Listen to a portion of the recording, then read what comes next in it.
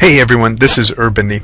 Wow, can't believe you are now class of 2012, soon to be graduates. So wanted to pass along my congratulations, but also give you a couple of updates here. First, wanted to thank everyone for your work and your support on the three-circle model and process.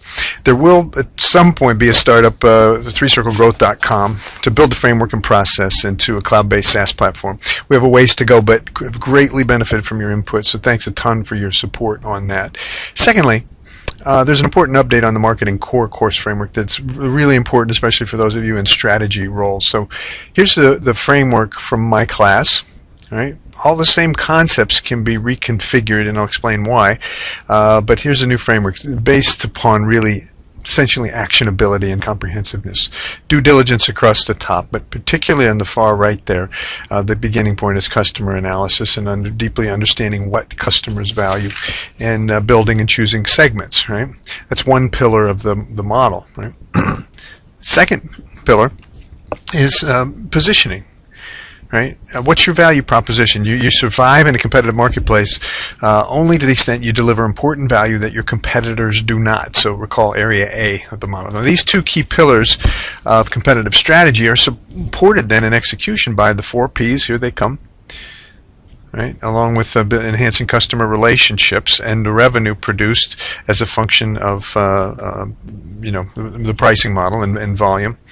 But we also directly account for capabilities and resources we need over here, as well as partnerships that you need, both of which are necessary to deliver on this value proposition and which enable cost, but between the two we've got a direct accounting here of profitability. All right, well, let's go to a familiar case study to illustrate. Remember Rust-Oleum?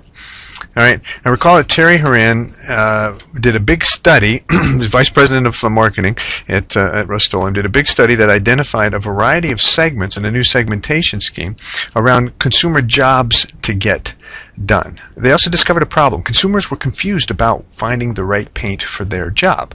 Now, the value proposition that underlied Terry's growth strategy was built upon product and uniqueness of product, but also, interestingly, on unique help with the search process. Right? There were 4 Ps around continuous development product, restructuring in-store categorization and display, consistent spending, as well as protecting margins. Now, what was interesting was that to enable that new category organization here, they really needed to evidence. Right? They got data from retailers, but they needed to develop a whole new expertise in the organization called category management to help retailers manage their assortments more profitably, and to be totally objective. Right?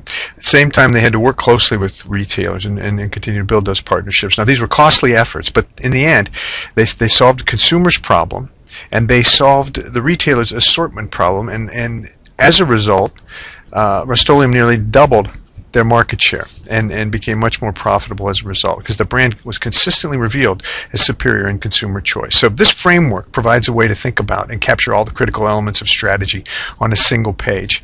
Now, there aren't any new concepts here in the manual, it's just a rearrangement that's based upon and influenced by Osterwalder's book, Business Model Generation. This is a great book. Almost every one of you can benefit from it, so good summer reading. Now, that's the update. Thanks so much for all the work. Congratulations again, and we'll see you soon.